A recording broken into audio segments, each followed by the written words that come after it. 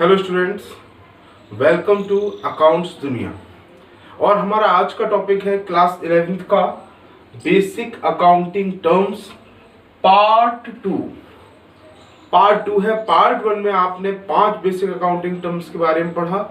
Part 2 में आप अगले 5 बेसिक अकाउंटिंग टर्म्स के बारे में पढ़ेंगे जो वोकैबुलरी हम लोग अकाउंटिंग में यूज करते हैं उसके बारे में। आइए देखते हैं। लायबिलिटी। लायबिलिटी किसे कहते हैं? Amount which firm owes to outsiders. वो अमाउंट जो फर्म को बाहर के लोगों को देना पड़ता है। एक बार आप ये समझिए जरा कि सपोज ये एक बिजनेस है, एक फर्म है, ये उसका ओनर है, he is the owner. Owner is different from firm. ये कॉन्सेप्ट दिमाग में बना लीजिए। ये एक अलग पर्सन है, फर्म एक अलग इंडिविजुअल ऑर्गेनाइजेशन है। ये दोनों ही अलग है। तो फर्म ने जो पैसा जिन जिन लोगों से ले रखा है, जैसे कि फर्म ने ओनर से ले रखा है कैपिटल, वो भी फर्म के लिए लायबिलिटी है। अब बिजनेस चलाओगे तो बैंक लोन भी लेना पड़ेगा, है ना। लोन फ्रॉम इंडिविजुअल, किसी पर्सन से भी लोन लेना पड़ेगा।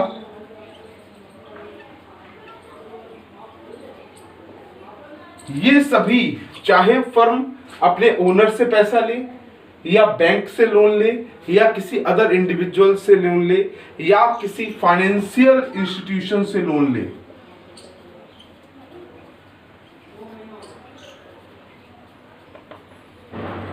इन सभी केसेस में ये फर्म की लायबिलिटी है। लायबिलिटी का मतलब होता है रिस्पॉन्सिबिलिटी, मींस जिसको हमें पे करना है, कभी ना कभी हमें पे करना है, डेट इज अवर लायबिलिटी।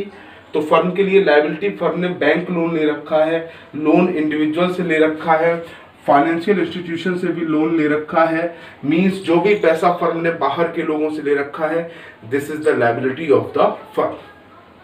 अब देखते हैं liability types. Liability mainly 2 parts में डिवाइड होती है।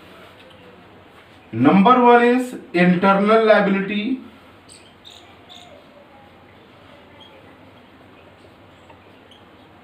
and number 2 is external liability.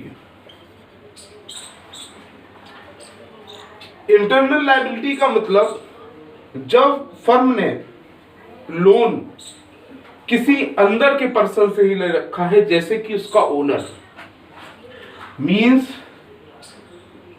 capital is the example of internal liability. Capital is the best example, क्योंकि कैपिटल वो अमाउंट है जो ओनर फर्म में इन्वेस्ट करता है। और मैंने आपको बताया है कि ये दोनों ही अलग पर्सन्स हैं। ओनर अलग पर्सन है और फर्म अलग पर्सन है। फर्म ने अपने ओनर से जो पैसा लिया है in the form of capital, it is called the internal liability of the firm. और फर्म ने जो पैसा, means amount taken from outsiders, जो आउटसाइडर्स से पैसा ले रखा है, it is called external liability of the firm. तो लायबिलिटी के बारे में आपने पढ़ा कि ये 2 तरह की होती है, इंटरनल एंड एक्सटर्नल। एक्सटर्नल में भी बेटा 2 तरह की लायबिलिटी और हम जोड़ते हैं। एक्सटर्नल दोबारा से 2 पार्ट में डिवाइड है। Number 1 is external liability 2 parts में डिवाइड है, जिसमें से पहली आपकी आ जाती है करेंट लायबिलिटी। करेंट लायबिलिटी, और सेकंड आपकी आ जाती है non current liability. Non current liability. Current liability and non current liability. Current liability का मतलब होता है paid which is paid with in 12 months और विद इन अकाउंटिंग पीरियड, जो अकाउंटिंग पीरियड के अंदर पे कर दी जाए। और नॉन करेंट लायबिलिटी का मतलब होता है, इसका हम दूसरा नाम लिख देते हैं, आप समझ जाएंगे, long term liability. Long term liability, this is your long term liability. Means जैसे आपने लोन ले रखा है और हर साल उसकी किस्त देते हो या हर महीने उसकी किस्त देते हो, और वो एक लंबे समय के लिए आपका लोन है और आपको लंबे समय में पेमेंट करना है, तो वो आपकी नॉन करेंट लायबिलिटी आ जाती है। जबकि करेंट लायबिलिटी वो लायबिलिटीज होती हैं जो आप 12 महीने के अंदर या with in an accounting period उसको पे कर देते हो। ठीक है, अब आते हैं सेकंड पर, एसेट्स। एसेट्स किसे कहते हैं, आइए देखते हैं।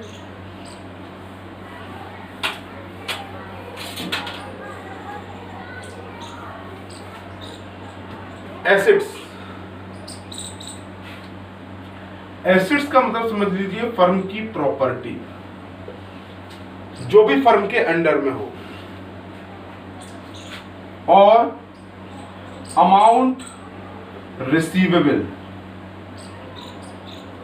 दो चीजें आ जाती हैं एसेट्स के अंदर। मींस जो भी आपकी प्रॉपर्टी है वो आपकी एसेट्स है, एंड अमाउंट रिसीवेबल, जो आपको पैसा थर्ड पार्टी से लेना है ना। तो फर्म के लिए एसेट्स के रूप में मान लीजिए जो भी, जैसे फर्म की बिल्डिंग है वो भी फर्म की एसेट्स है ना। फर्म में जो फर्नीचर यूज हो रहा है वो भी फर्म की एसेट है, कंप्यूटर यूज हो रहा है वो भी फर्म की एसेट्स है। तो बेटा एसेट्स जो है वो भी आपकी दो पार्ट्स में डिवाइड है, fixed assets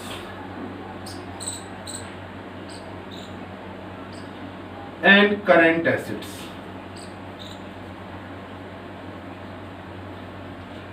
fixed assets and current assets. Fixed assets means जिन्हें आपको एक बार पेमेंट करके खरीदना होता है और वो कई सालों तक आपके लिए काम करती हैं। मींस नंबर 1, जैसे आप एग्जांपल ले लो बिल्डिंग, यही एग्जांपल उठा ले रहा हूं। नंबर 2 फर्नीचर, फर्नीचर आपको हर साल नहीं खरीदना होता है। नंबर 3 कंप्यूटर, मींस जो भी आप अपने सामने देख सकते हो और जिस चीज पे आपको बार बार पैसा इन्वेस्ट नहीं करना है वो आपकी फिक्स एसेट्स है। फिक्स एसेट दो पार्ट्स में डिवाइड है, tangible and intangible.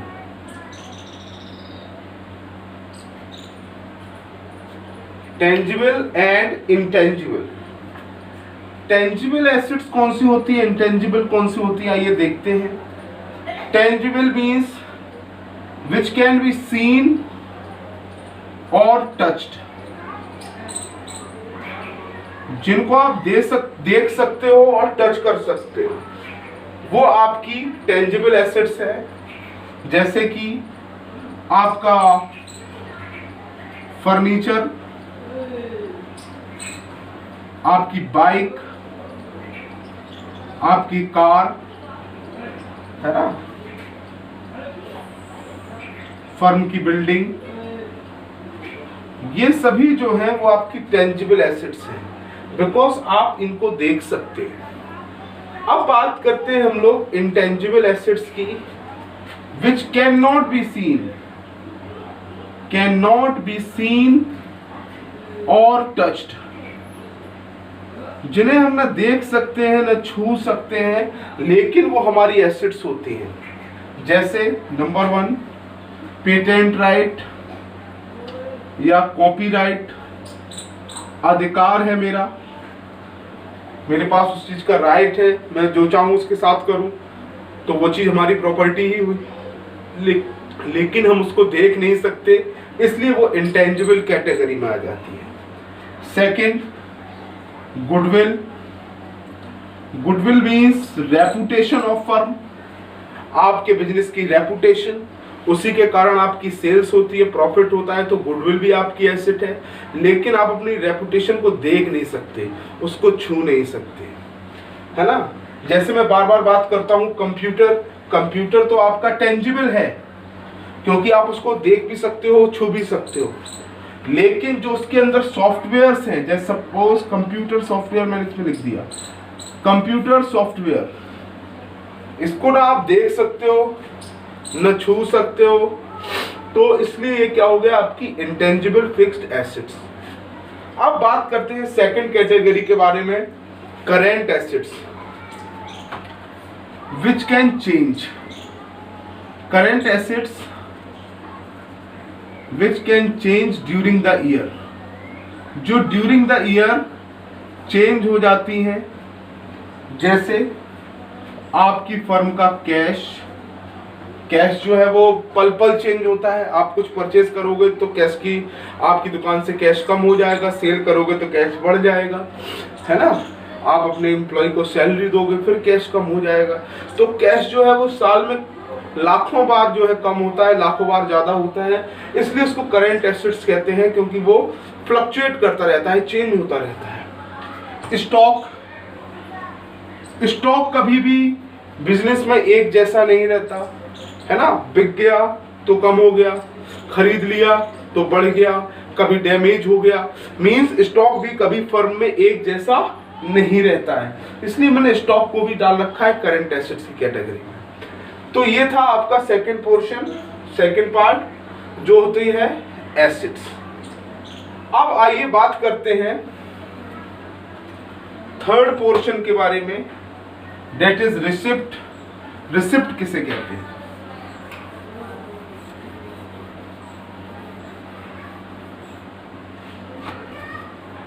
Receipts means the total amount which we receive. Receipts means total amount जो हमने रिसीव किया है। तो बेटा रिसिप्ट्स आपकी दो टाइप की हैं। रिसिप्ट्स तो आप समझ गए होंगे, means total amount which we have received is called receipt. तो बेटा रिसिप्ट भी दो तरह की होती हैं आपकी।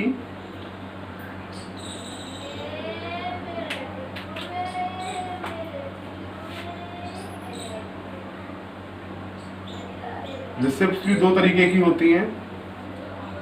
Number 1 capital receipts, number 2 revenue receipts.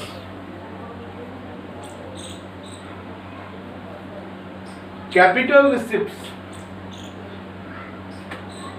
Capital receipts वो रिसिप्ट्स होती हैं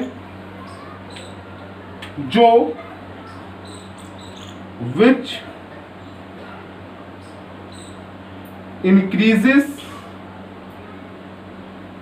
your liability or decreases your assets।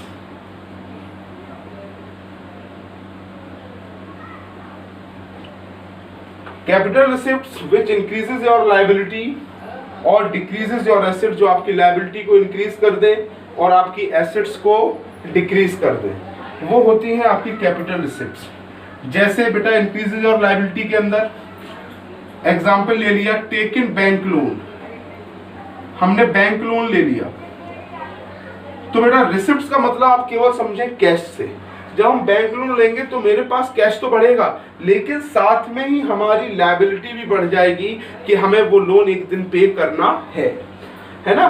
Taking bank loan या taking loan from another financial institution, ये भी आपकी कैपिटल रिसिप्ट्स में आती है ना। डिक्रीज योर एसेट्स, या फिर या तो वो आपकी लायबिलिटी को इंक्रीज करे या एसेट्स को डिक्रीज करे।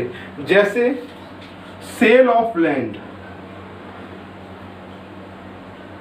सेल ऑफ लैंड करेंगे तो इससे क्या होगा, पैसा तो आएगा, कैश तो बढ़ेगा, रिसिप्ट तो बढ़ेगी आपकी, लेकिन आपकी दूसरी एसेट जो है वो डिक्रीज हो जाएगी। आपके पास अब वो लैंड नहीं रहेगा क्योंकि वो आप बेच चुके हो, उसके बदले में आपको कैश मिल रहा है।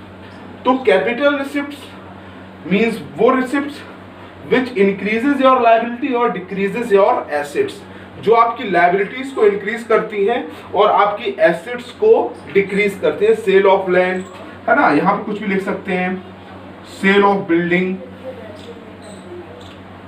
है ना, ये सभी जो है आपकी कैपिटल रिसिप्ट्स है, क्योंकि दोनों में ही आपकी एसेट डिक्रीज हो रही है लेकिन आपके पास कैश बढ़ रहा है। तो रिसिप्ट्स का मतलब केवल हम लोग मानेंगे कैश से, है ना। रिसिप्ट्स का मतलब है केवल कैश, कि कैश तो इंक्रीज हो रहा है लेकिन रिसिप्ट तो हो रही है कैश की, लेकिन उसके बदले मेरी एसेट्स चलेगी। अब आइए बात करते हैं रेवेन्यू रिसिप्ट्स के बारे में। Revenue receipts which neither increase your liability or nor decrease your assets. Means जो आपकी रिसिप्ट्स को इंक्रीज तो कर देती हैं लेकिन without affecting the status of assets and liability. Means जो आपकी रिसिप्ट तो है, पैसा तो आ रहा है, लेकिन उनमें ना आपकी लायबिलिटी बढ़ रही है और ना आपकी एसेट डिक्रीज हो रही है। जैसे रेंट रिसीव्ड, आपको रेंट रिसीव हुआ तो बेटा आपको वो लौटाना तो है नहीं कभी, आपकी बिल्डिंग है उसका रेंट रिसीव हुआ, ना ही रेंट रिसीव करने से आपको कोई अपनी एसेट कम करनी पड़ी, रेंट रिसीव हुआ, है ना। कमीशन रिसीव्ड, कमीशन रिसीव्ड है ना, कमीशन मिल गया तो कमीशन भी आपकी एक तरह से इनकम ही है, रेवेन्यू रिसिप्ट है। मींस ना इसमें आपकी लायबिलिटी बढ़ी और ना आपकी एसेट डिक्रीज हुई। तो ये तो था आपकी रिसिप्ट्स के बारे में। अब बात करते हैं एक्सपेंडिचर के बारे में कि एक्सपेंडिचर क्या होता है। एक्सपेंडिचर में जैसे रिसिप्ट्स में हम लोगों ने कैश माना था, उसी तरह हम लोग एक्सपेंडिचर में भी कैश मानेंगे, कैश के अकॉर्डिंग ही चलेंगे। रिसिप्ट्स की जगह पर यहां पर एक्सपेंडिचर आ जाएगा, एक्सपेंडिचर है ना। तो एक्सपेंडिचर भी आपका दो टाइप का है। Number 1 is capital expenditure, number 2 is revenue expenditure. Revenue expenditure same receipts की तरह है। ऐसा खर्चा capital expenditure which increases your assets, which increases your assets or decreases your liability। ऐसा खर्चा जो आपकी एसेट्स को इंक्रीज कर दिया, लायबिलिटी को डिक्रीज कर दिया। एग्जाम्पल परचेस ऑफ लैंड, उसके बाद और डिक्रीज योर लायबिलिटी, जैसे पेड बैंक लोन।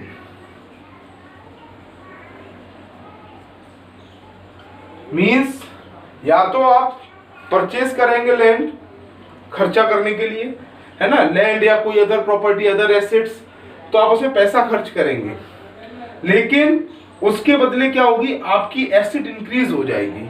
जैसे आपने अगर बिल्डिंग खरीदी तो आपका पैसा तो गया, लेकिन उसके बदले में बिल्डिंग आ गई। ऐसे ही बैंक लोन के बारे में डिक्रीजेस योर लायबिलिटी। आप जैसे खर्चा करेंगे अपना लोन पे करने के लिए तो पैसा तो आपका जाएगा, एक्सपेंडिचर तो होगा, लेकिन उसके बदले में क्या होगी, आपकी लायबिलिटी कम हो जाएगी। तो इस तरीके के खर्चे को हम लोग कैपिटल एक्सपेंडिचर कहते हैं। अब बारी आती है आपकी रेवेन्यू एक्सपेंडिचर की। Revenue expenditure means which neither increase your assets nor decrease your liability. ना आपकी एसेट्स को इंक्रीज करती है और ना आपकी लायबिलिटी को डिक्रीज करती है। जैसे बेटा सैलरी पेड, आपने अपने एम्प्लॉइज को सैलरी दी, तो बेटा क्योंकि उन्होंने काम किया आपने सैलरी दी, इसके बदले में ना तो आपकी कोई एसेट बढ़ी और ना आपकी लायबिलिटी कम हुई, है ना। जैसे उस रेंट पेड में भी यही है, ना आपकी एसेट जो थी वो बढ़ी और ना आपकी लायबिलिटी कम हुई। तो इस तरह के एक्सपेंडिचर को हम लोग रेवेन्यू एक्सपेंडिचर कहते हैं। अब आती है बात एक्सपेंस की, कि एक्सपेंडिचर वर्ड कब यूज करते हैं और एक्सपेंस वर्ड कब यूज करते हैं। एक्सपेंडिचर तो बेटा आपको मैंने बताया कि जो भी खर्चा होता है हमारा, चाहे वो मशीन खरीदने में हो या सैलरी देने में हो, मींस चाहे वो कैपिटल एक्सपेंडिचर हो या रेवेन्यू एक्सपेंडिचर हो, उसको तो हम लोग एक्सपेंडिचर के अंदर ट्रीट करते हैं। एक्सपेंस किसे कहते हैं, means cost of production, cost of production और cost of goods sold. Means cost of production, जो प्रोडक्ट आप बेच रहे हो उसको बनाने में जो खर्चा आता है दैट इज कॉल्ड एक्सपेंस, है ना। या फिर जो प्रोडक्ट आपने बेचने के लिए खरीदा है ना, वो आ जाता है आपका, बेचने के लिए खरीदा है उसके लिए जो पैसा खर्च किया है वो भी होती है एक्सपेंस, है ना। जो मेनली तो एक्सपेंस आपकी दो पार्ट्स में डिवाइड है आपकी, पहली प्रोडक्शन एक्सपेंस में ये दोनों आ गई, और नंबर 2 में आ जाती है आपकी सेलिंग एक्सपेंस, जो प्रोडक्ट को बेचने के लिए आप खर्चा करते हो, जैसे कि एडवर्टीजमेंट वगैरह करते हो, है ना। उसके लिए क्या करते हो, अपने गुड्स को के कुछ सैंपल्स मार्केट में भेज देते हो, उन सैंपल्स को भी खरीदने में तो खर्चा तो आता ही है ना। तो एक्सपेंस हम उन वर्ड्स उस चीज के लिए यूज करते हैं जो कॉस्ट ऑफ प्रोडक्शन हो, जैसे जो प्रोडक्ट हमने बेचने के लिए तैयार किया उस प्रोडक्ट को बनाने में जो खर्चा आया दैट इज कॉल्ड एक्सपेंस। जबकि एक्सपेंडिचर वो खर्चे कि आपने बड़ी मशीन खरीद ली, है ना, जैसे कि आपने अपना लोन पे कर दिया, आपने अपने एम्प्लॉयज को सैलरी दे दी, तो इन खर्चों को तो हम लोग एक्सपेंडिचर के अंदर रखते हैं। लेकिन एक्सपेंस के अंदर हम मेनली उन खर्चों को रखते हैं जो आपको प्रोडक्ट से रिलेटेड है, जिस प्रोडक्ट पे आप डील कर रहे हो उससे रिलेटेड है, उसको खरीदने में और बेचने में जो खर्चा आता है दैट इज कॉल्ड एक्सपेंस।